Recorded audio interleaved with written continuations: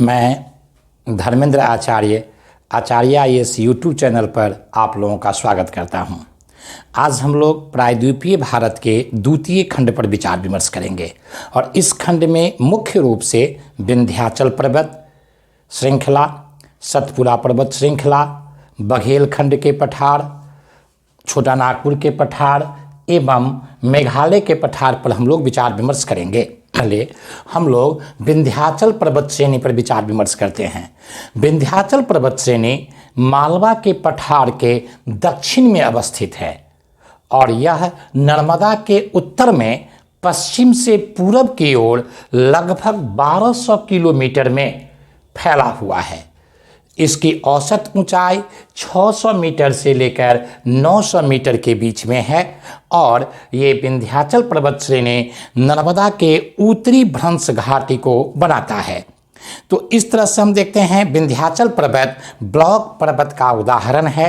इसे खंड पर्वत या भ्रंशोत पर्वत भी कहा जाता है और यह चूना पत्थर, बलुआ पत्थर एवं क्वार्टरजाइट से निर्मित है।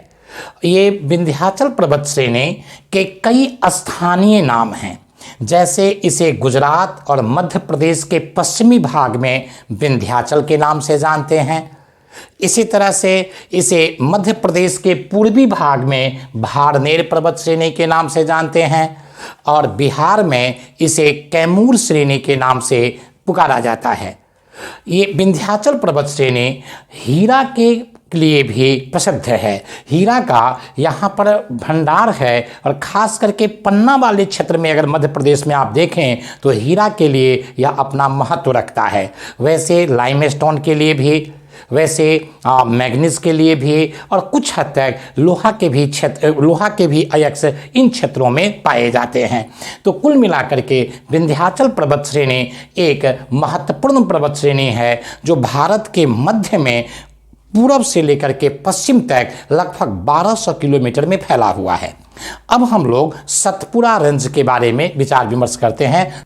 सतपुड़ा पर्वत श्रृंखला विंध्याचल पर्वत के दक्षिण में अवस्थित है और वस्तुतः सतपुड़ा पर्वत श्रेणी से और उत्तर की तरफ देखें तो उससे पहले नर्मदा नदी है। तो विंध्याचल के दक्षिण में नर्मदा और नर्मदा के दक्षिण में सतपुड़ा पर्वत श्रेणी है। तो हम ये कह सकते हैं कि विंध्याचल और सतपुड़ा के बीच में नर्मदा नदी बहती है। तो सतपुड़ा नर्मदा के दक्षिण में अवस्थित है और यह लाइमस्टोन और बलुआ पत्थर से दोनों से इसका निर्माण हुआ है और यह भी ब्लॉक पर्वत का, यह खंड पर्वत का और भ्रंशोत पर्वत का उदाहरण है। इसके भी कई स्थानीय नाम हैं। गुजरात में इसे राजपीपला पहाड़ी के नाम से जानते हैं। इसी तरह से मध्य प्रदेश में इसे गाबिलगढ़ पहाड़ी के नाम से और महादेव पहाड़ी के नाम से जानते हैं और पूर्वी मध्य प्रदेश में इसे अमरकंटक पहाड़ी और मैकाल पहाड़ी के नाम से जाना जाता है। ये सतपुड़ा रेंज के सबसे जो ऊंची चोटी है उसे धूपगढ़ की चोटी कहते हैं और यह पंचमढ़ी में अवस्थित है और इसकी ऊंचाई 1350 मीटर है और यह महादेव पहाड़ी में अवस्थित है। इसी तरह से मैकाल की सबसे ऊंची चोटी अमरकंटक है जिसकी ऊंचाई लगभग 1065 मीटर है और अमरकंटक के पहाड़ी चोटी से ही दो प्रसिद्ध नदियां भारत की, एक सोन और दूसरा नर्मदा निकलती है। सोन नदी इसके उत्तरी भाग से निकलती है और उत्तर पूर्व की तरफ प्रवाह करती हुई यह गंगा से मिल जाती है और नर्मदा इसके पश्चिम से निकलती है और यह खंभात के खाड़ी में हम देखते हैं भरोच के पास, आप यहाँ देखें तो भरोच के पास अरब सागर में यह गिर जाती है। तो नर्मदा अमरकंटक के पश्चिमी भाग से निकलती है और सोन इसके उत्तरी भाग से निकलती है। यहाँ से एक और नदी निकलती है, महानदी, जो इससे थोड़ा सा नीचे दक्षिण भाग से निकलती है, थोड़ा दूर से, लेकिन यहाँ से एक और नदी निकलती है।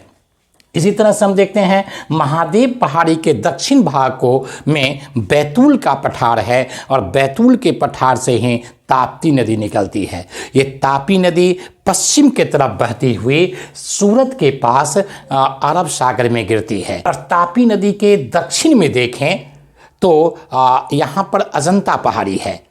तो कुल मिलाकर के अगर हम दक्षिण से जाएं तो सबसे पहले अजंता के पहाड़ी के बाद उत्तर जाएंगे तो ताप्ती, तापी के ऊपर में जाएंगे तो सतपुड़ा, फिर उसके ऊपर में जाएंगे तो नर्मदा, और नर्मदा के ऊपर में जाएंगे तो विंध्याचल। तो इस तरह से अगर उत्तर से हम चलेंगे तो सबसे पहले विंध्याचल, उसके बाद नर्मदा, उसके बाद नर्मदा के बाद सतपुड़ा के बाद हम देखते हैं ताप्ती, और ताप्ती के नीचे में अजंता पहाड़ी है। तो कुल मिलाकर के ताप्ती नदी की उत्तरी भ्रंश, उत्तरी कगार सतपुड़ा रेंज बनाती है, और इसके दक्षिणी कगार जो है ये अजंता पहाड़ी बनाती है।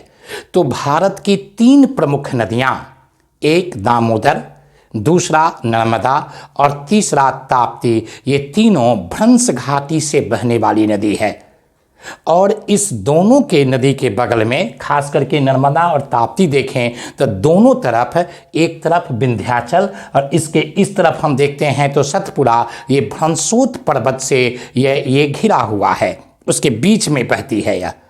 विश्व के स्तर पर अगर देखें तो राइन नदी सबसे बड़ी नदी है जो भ्रंश घाटी में बहती है। यह जर्मनी की नदी है और इसके एक तरफ में ब्लैक फॉरेस्ट पर्वत और दूसरे तरफ वासेज पर्वत है। जैसे राइन को आप देखेंगे तो ऐसे बहती है, इसके पूरब की तरफ देखेंगे तो ब्लैक फॉरेस्ट माउंटेन है और इस तरफ देखेंगे तो वासेज पर्वत है, तो इसके बीच में बहती है।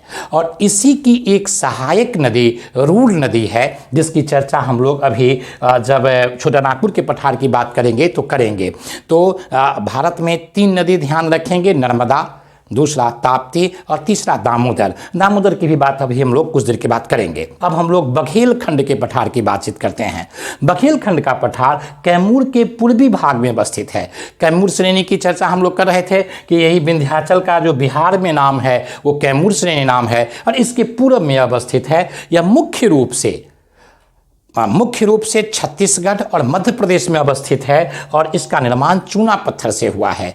यहाँ पर हम देखते हैं सोन और महानदी का जल विभाजक क्षेत्र बनता है। यह सोन नदी इसी बघेलखंड के पठार से उत्तर और पूरब की तरफ बहती है और महानदी यहाँ से हम देखते हैं दक्षिण और पूरब की ओर बहती है। तो ये बघेलखंड का पठार एक जल विभाजक का काम करता है, विशेष करके सोन और महानदी के संदर्भ में। अब हम लोग आगे बढ़ जाते हैं छोटा नागपुर का पठार। छोटा नागपुर के पठार को देखें तो मुख्य रूप से यह झारखंड राज्य में अवस्थित है, लेकिन इसका कुछ भाग पश्चिम बंगाल के पुरुलिया संभाग में, फिर छत्तीसगढ़ में और उड़ीसा में भी फैला हुआ है। यहाँ भी इसके कुछ भाग पड़ते हैं। ये अगर इसके निर्माण की बात करें तो आर्कियन युग में इसका निर्माण हुआ था और नीस और ग्रेनाइट से बना है। छोटा नागपुर के पठार के चट्टानों का जब अध्ययन किया गया तो इसमें धारवार क्रम के भी कुछ चट्टान मिले हैं और कुछ गोंडवाना क्रम के भी चट्टान मिले हैं। तो इस तरह से छोटा नागपुर के पठार का निर्माण कई करोड़ वर्षों के बीच में हुआ और इन क्षेत्रों से कई नदियाँ, छोटा नागपुर के पठार से कई नदियाँ बहती है, जैसे स्वर्णरेखा नदी, जैसे दामोदर नदी, जैसे उत्तरी कोयल नदी, जैसे दक्षिणी कोयल नदी, जैसे पुनपुन, जैसे बराकर, जैसे कुनार, कई नदियां हैं, फल्गु आदि नदियां यहाँ से बहती हैं। और दामोदर नदी इसे छोटा नागपुर के पठार को मोटे तौर पर 2 भागों में बांट देती है। इसके उत्तर के भाग को हजारीबाग का पठार और दक्षिण के भाग को रांची का पठार कहा जाता है। दामोदर नदी भ्रंश घाटी में बहने वाली भारत की प्रमुख नदी है, जिसकी चर्चा हम लोग कर रहे थे। और दामोदर नदी को छोटा नागपुर पठार का रूर क्षेत्र कहा जाता है। दामोदर की जो घाटी है वो रूर घाटी है, क्योंकि कोयला के लिए खनिज संपदा के संदर्भ में ये दामोदर का क्षेत्र बहुत महत्वपूर्ण है। और अभी हम लोग राइन की बात कर रहे थे, तो राइन नदी की एक सहायक नदी रूर नदी है, जो जर्मनी क्षेत्र में पड़ता है, जर्मनी और फ्रांस के लगभग सीमा पर, और वो काफ़ी कोयला के लिए प्रसिद्ध है। इसलिए पूरे छोटा नागपुर के पठार को खनिज संपदा के दृष्टिकोण से देखें तो काफ़ी महत्वपूर्ण है। यहाँ लौह अयस्क के प्रचुर भंडार हैं। यहाँ पर कोयला के प्रचुर भंडार हैं, यहाँ पर यूरेनियम और अभ्रक के प्रचुर भंडार हैं और जादूगोड़ा यूरेनियम के लिए प्रसिद्ध है, जो आप लोग जानते ही होंगे। छोटा नागपुर पठार के सबसे ऊंचे भाग जो हैं वो आपको मध्य और पश्चिमी भाग में पड़ते हैं, जिसे पाट भूमि कहा जाता है और इसकी ऊंचाई लगभग 1100 मीटर है।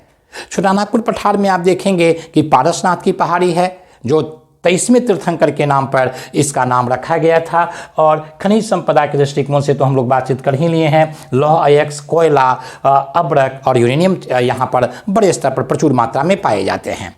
अब हम लोग मेघालय के पठार पर विचार विमर्श करेंगे।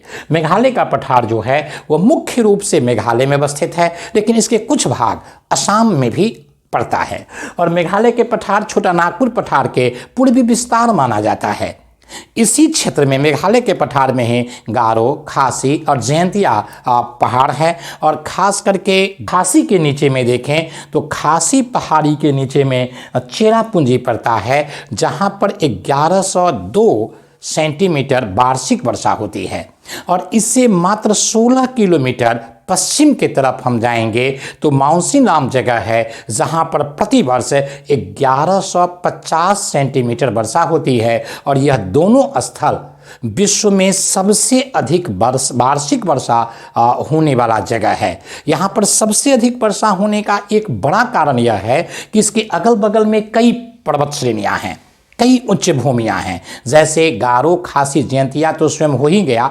अगर इसके उत्तर में हम जाएंगे तो मिकिरी की पहाड़ी, और थोड़ा ऊपर जाएंगे तो डाफला की पहाड़ी, थोड़ा पूरब में जाएंगे तो रेंगमा की पहाड़ी, थोड़ा और पूरब में जाएंगे तो भुवन की पहाड़ी, बरेल की पहाड़ी। तो इस तरफ से यहाँ देखें तो दर्जनों लगभग पहाड़ियाँ हैं। और यहाँ पर एक कीप की आकृति बनती है, और उस कीप की आकृति के परिणाम स्वरूप जो पूरे पानी हैं वो आपको चेरापूंजी और दूसरा हम देखते हैं कि माउंसी नाम में आकर के गिरती है। इस यहाँ पर अधिक वर्षा होने के और कई कारण हैं, ये एक प्रमुख कारण है। तो इस तरह से हम देखते हैं कि यहीं पर आप देखें इसके सबसे ऊंची चोटी जो है वो शिलांग की चोटी है, जिसकी ऊंचाई लगभग 1823 मीटर है।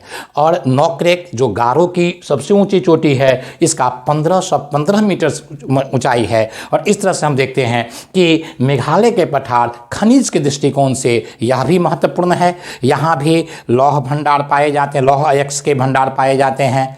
यहाँ पर हम देखते हैं कि यूरेनियम पाए जाते हैं, कोयला भी उच्च कोटि की नहीं, लेकिन यहाँ भी कोयला पाए जाते हैं। तो कुल मिलाकर के खनिज के दृष्टिकोण से यह भी क्षेत्र महत्वपूर्ण है। और इसके असम वाले भाग में रेंगमा और मिकिर पहाड़ी पाए जाते हैं। तो कुल मिलाकर के मेघालय के पठार, छोटा नागपुर के पठार, सतपुड़ा की पहाड़ी और इस तरह से हम देखते हैं विंध्याचल श्रेणी, ये प्रायद्वीपीय भारत के महत्वपूर्ण अंग हैं, जिसे देखने और समझने की आवश्यकता है। यहाँ से कई प्रकार के प्रश्न बनते हैं, जैसे विंध्याचल पर्वत श्रेणी किस प्रकार के पर्वत श्रेणी हैं, सतपुड़ा किस प्रकार का पर्वत है, इस प्रकार से इसके स्थानीय नाम क्या क्या हैं, इसकी सबसे ऊंची चोटी कौन कौन है। तो ये सबसे आपको प्रश्न पूछे जा सकते हैं। बहुत बहुत धन्यवाद।